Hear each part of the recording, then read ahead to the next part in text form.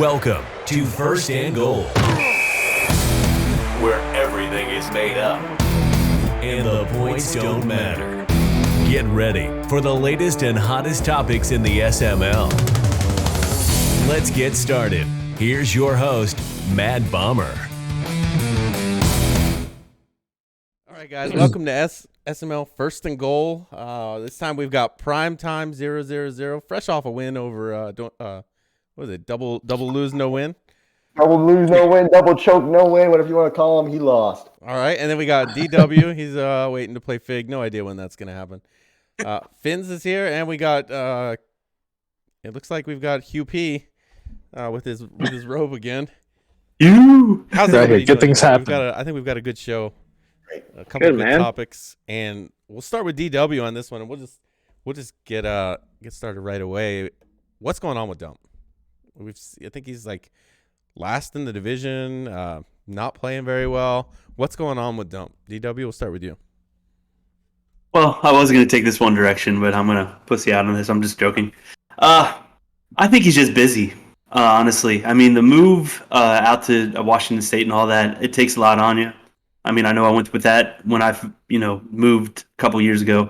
What's that last cycle? Not a couple years ago, but I don't know. For me, when I have a lot going on in my personal life outside of this game, I struggle a lot with the game and I can't focus as much as I want. And I believe that that's honestly what Dump is going through right now. Okay. Prime, what do you think? Yeah, I think the pressure is getting to him. And they say pressure either makes diamonds or bursts pipes. And he's bursting like a rusted up old pipe because he's used to having Kyler Murray. He's used to having stud quarterbacks and running backs and receivers. And he's just not getting it done without superstar quarterbacks as escape artist. He's a little moody in chat, like it's his, menstrual cycle or something. I don't know. Let's face it. I mean, Dump sees it. Everybody sees it. He's been passed by now, and that's all I got to say is Dump's been passed by. Yeah, he even said something about needing a X Factor superstar quarterback when he was in chat. Yeah, I think he's accepted it. I mean, he knows he's done. Finns, what do you think? DW is right. I think, the move to Washington definitely affected his time management skills, communication skills, chat etiquette skills. In all seriousness, that's what I was going to say, by the way, Dump. So. I got you, DW. It's a myriad of things. He's at a tougher schedule to start. When you're struggling, you play Pauly twice. DW, who is, 5-0. He should be 0-6 right now, right? He's got his one win versus Foz. We probably count that as a loss. He's throwing more interceptions than touchdowns right now. Miles Sanders only has 53 carries through 5 games. When you have a good running back like that, you got to feed him. And he is also not pressuring the quarterback very well. He only has 6 sacks through 5 games right now. So I think all those things combined, is just recipe for losses. All right, QP? Yeah, I'm keeping it the same area as Prime. I think it's the team entirely. Dump is team dependent on his success. I think that getting a team like the Eagles that don't have any firepower on offense does not suit a guy like him. And he's only good, at least from what I've seen. I've only been in here when he's had, the 49ers and then the Cardinals and now the Eagles. So I've seen Dump as a good Dump when he has good teams. I haven't seen Dump impressive at all with the Eagles. Who's to say what his team would even look like if he did actually draft? Because we know Dump goes offensive heavy. Imagine if he drafted a running back or like a receiver instead of those X Factor DNs that the computer got him. So, I mean, I think that Dump needs a lot more on offense for him to even compete. I think that this is what it's about. I think that even if he was in Louisiana right now, that he would still be struggling to stay atop the NFC East. Yeah, one thing everybody, or almost everybody, kind of hit that, he's been moving, hasn't had a lot of time to put into the game.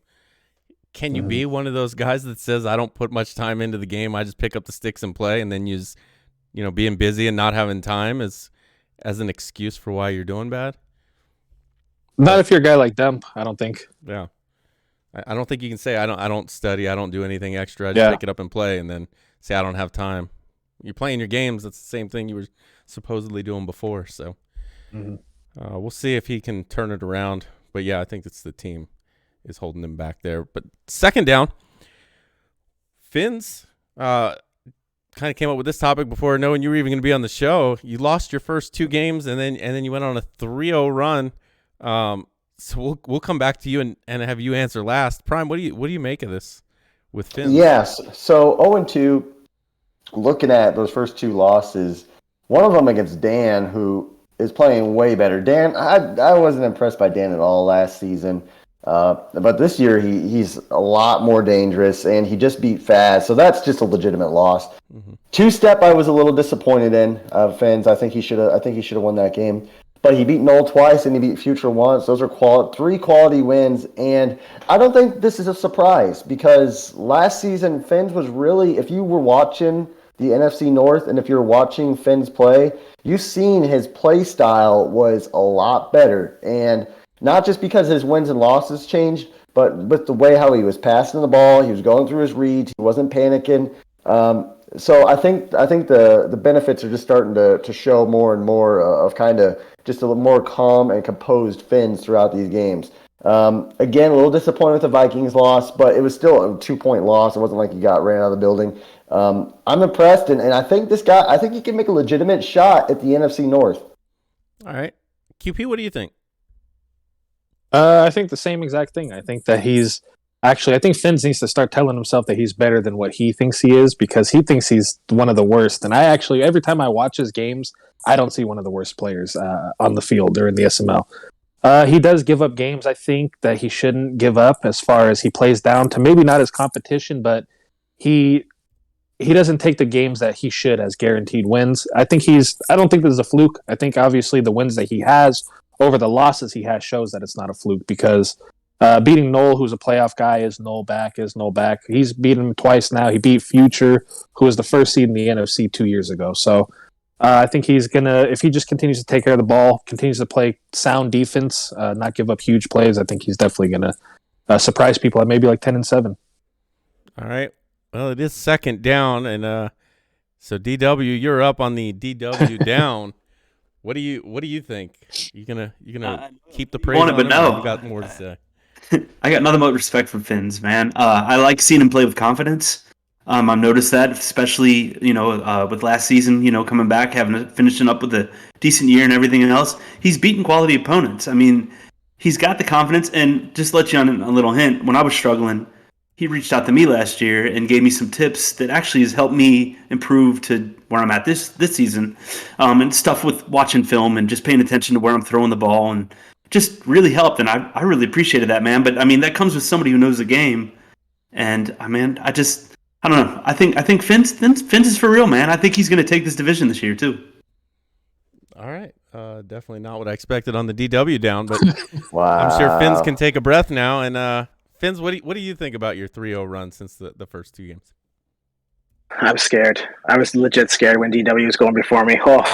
I honestly can chalk it up to two things for me. One, I think having a quarterback who isn't affected by morale has made a big difference.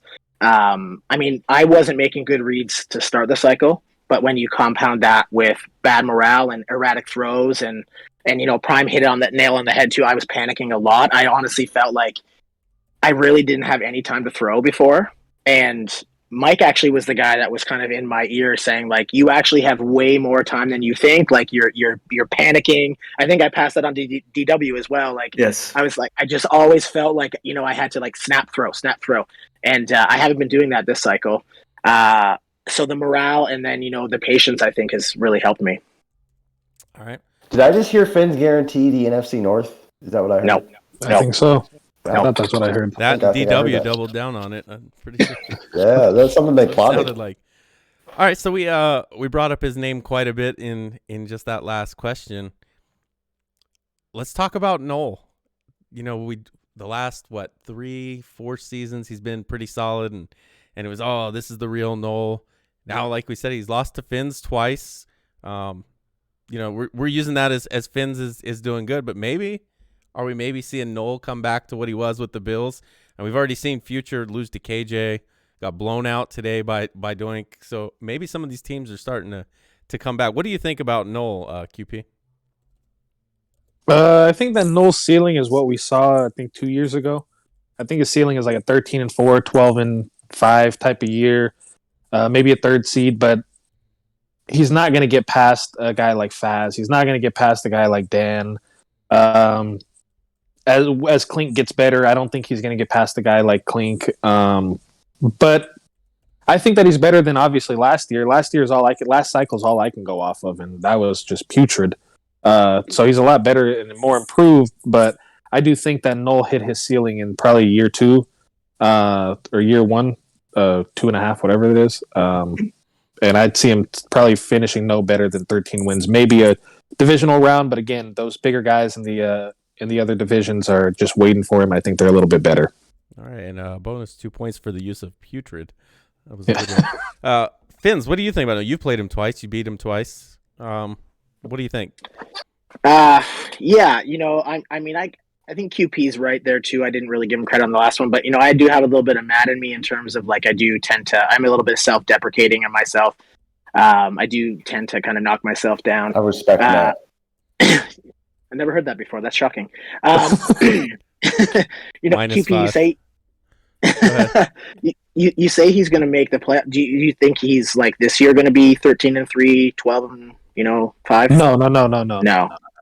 Yeah, his schedule. It's a ceiling. The ceiling is 13 okay. wins. So just overall, yeah. I don't know if you guys seen his schedule. His remaining schedule is atrocious. We're going to take putrid and move it up to atrocious. Nice. He goes Meats, which he could win that game, but Meats isn't a pushover. Then he's got Faz. Then he's got Dan. Then he's got Dump.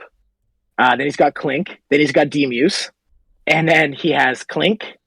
And then you, QP. And then he's got Future, NYT, Colt, and then to end the season with Clink. So he could lose 8 of those games. Yeah. That's a really rough schedule to start. So losing to me twice is really probably put him behind the 8 ball. So I don't know. I came in halfway through the cycle last year. I was, under a 500 team. I can't look at Noel and say he was awful or putrid last year. And I just heard tales of it, so I don't know what he's like. But he's going to really struggle to make the playoffs this year. Yeah. All right, maybe this is our DW down. What do you think, DW? My issue with Noel is his consistency. I mean, you see it. He was I don't know who was he when we very first started this cycle this year? Seahawks. He was the Seahawks, and I remember him doing really, really well with them, and then he falls off, and then he comes back. If Noel could just be consistent, I think he's like probably a 12, 13 win team, like QP says. But my problem with him is you never know which Noel you're going to get, to show up. Sometimes he looks like the Buffalo Bills Noel. Sometimes he looks like that season 1 of the Seahawks when he was killing everybody. My biggest thing with him is, man, that schedule that Finn's just said is just brutal. I mean, good luck. That's all I got to say there. All right, little weak. Prime, you want to go ahead and come on, man, finish off this topic? Yeah, I just want to say one thing. Like Noel gets brought up a lot. I feel like on First and Goal. Yep. And I've never actually heard somebody say a good thing about Noel. I remember Bomber first joined the SML, and somebody said one good thing about Noel, and this narrative of Noel's like legacy of being a good player. Bomber's taken this; it's just like driven him into the ground. I feel bad for him actually, because every time he loses, I mean, we jump on it. But no, I mean, Noel's an average player. I mean, he's like the Raiders in real life. No compliment. He wins some games. He might make the playoffs, but probably not a real threat. Well, yeah, that's all I got to say. So here's the reason why Noel keeps coming back on as topics is because he's adamant that that Buffalo Bills team was not how he is, and everybody forgets or doesn't know about how he was with the Buccaneers. And does he say that? Oh, so this is coming. This is coming from him. Yeah, he's absolutely. This changes everything. It's like the Colt. It's like the Colt being an 11-win team playoff guy. This is not like me making stuff up. He's disagreeing with the reality of what his team is, and and what it currently is. Now this cycle, I think he's played quite a bit better than Buffalo. Yeah, he's been solid this cycle. I think this is a good cycle from Noel overall. But it's still not NFC Championship team. I still don't. And then now, I mean, we've seen him lose to Finns twice, and so the questions were: is Finns improving, or is Noel kind of fallen back to earth. And Both, maybe. Maybe it both, is a little bit of both. So we've been pretty NFC heavy with the first 3 downs. We might as well just finish it off with the NFC Fins. We'll start with you as one of our NFC members and apparently the favorite to win the NFC North. Is there even a legitimate contender for the NFC outside of the NFC South? Yeah, I'm gonna say there's 2. I'm gonna say NYT, and I'm gonna say Clink. I can't. I would like to think Paulie there too. Sorry, one sec. I didn't want to do that in your ear.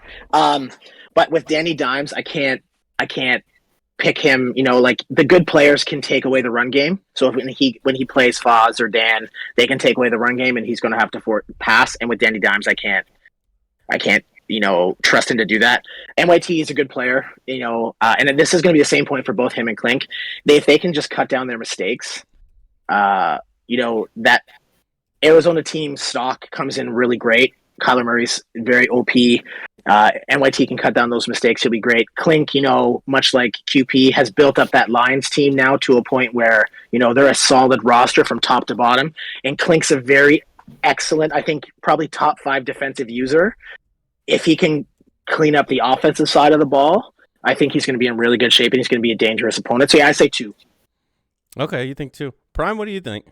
I don't think there's any. Realistically speaking, I think it's in between Dan and Faz. I don't think that Doink has the firepower this year to really compete, especially without Tom Brady. I think he's come back to earth a little bit.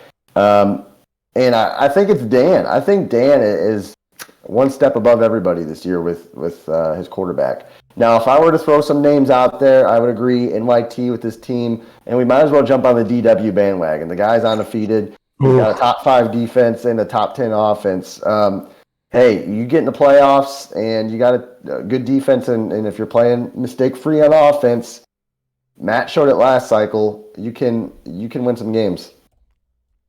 Okay. QP, what do you think? This season, I don't think anybody. I think that next year, maybe Clink. I just don't think NYT. I don't know what it is. I don't think everything would have to go correct for NYT. So it would have to be Faz and Dan knock each other out early, and then maybe he just has to beat Dan. But I just don't see NYT beating both of them in a playoff run to get there. I can actually see Clink beating both of them in a playoff run to get there. We saw last season, Clink had like 5 turnovers in that playoff game versus Faz, and he actually kept it in a 1-score game just based off defense. So like Fins was saying, if Clink learned how to take care of the ball a little bit more, just do what he's good at and play more like a game management style offense and let his defense do the rest, I think that he can definitely make a run for sure. All right, DW. Yeah, I also agree. I think there's 2 of them. I'm going to just rip off Fins because he took my 2, but NYT, man, that team is just great. And also, I'm going to also go, I think Clink could take it all. Maybe not this year, but maybe next year. But that team is just coming together. And if you would have had Tyreek Hill, I know, not to bring that up or anything, but that would have just completed that team in my eyes. And I think that he could have probably made a run for it this year. So, yeah, I think there's 2 other guys outside of the NFC South that could win it. All right. Well, I got to disagree. I don't think there's anybody. Look at it. NYT's team. He had the Ravens last year, and he couldn't win a playoff game. So I don't know if that team's going to get him over the hump of those 2 guys, Faz and Dan. And then and Clink, man, he looks good sometimes, but you lost to ZZ, Fig, and KJ last season. KJ this season. KJ wasn't this season. 2-step this year. 2-step was Two-step. I don't think it was KJ. It was 3 of the top 5 picks he lost to. Maybe it was Field. I don't know. Yeah, who in this call would lose a 2-step this year? Yeah, which makes me wonder on question 2 and question 3. So with that though, he can't win much on the field, but in first and goal, he's a winner. Fins, 70 points gets you the win. So these 30 seconds are all yours. All right. Hey, let's get it. We're playing good football here in Chicago. We're looking to continue that tonight versus Spooky if we can schedule. Spooky, get at me. Let's play. Hopefully you get off work on time. I'm going to say much respect to the the champ there. You know, QP, it's always nice to share the stage with you. I'll never get in playoffs Hey. against you, but it's nice to be in your presence. And, you know, there's lots of former champs. Me and DW are hoping to be as good as you at one point. Well, you guys are better than me. That's me. The most Prime, where's Canadian my- 30 seconds we've had on Where's this my show. second one, Prime? Where's my second one? Coming in the mail. Send him in. Oh, one more thing. Primer Posse, get off QP's back. Man, thank Get you. off QP's back. Let the man live. Fins, Yeah. This guy Fins is a stand-up guy. There you go. And QP, I play you next advance. I said it 3 times. I'll say it one more. I guarantee you win. You're going down this time. I promise it. All right, so Contract that's signed been first next and goal 3 for years. this week. Good luck, everybody, in their games except Finn's next advance because I play you. So hopefully this is your last win for a while. And thanks for watching, guys. And hopefully we'll be back next week. Thanks for listening to First and Goal. Be sure to check out Mad Bomber TV on Twitch and YouTube for the latest from the SML. And we'll see you next time on First and Goal.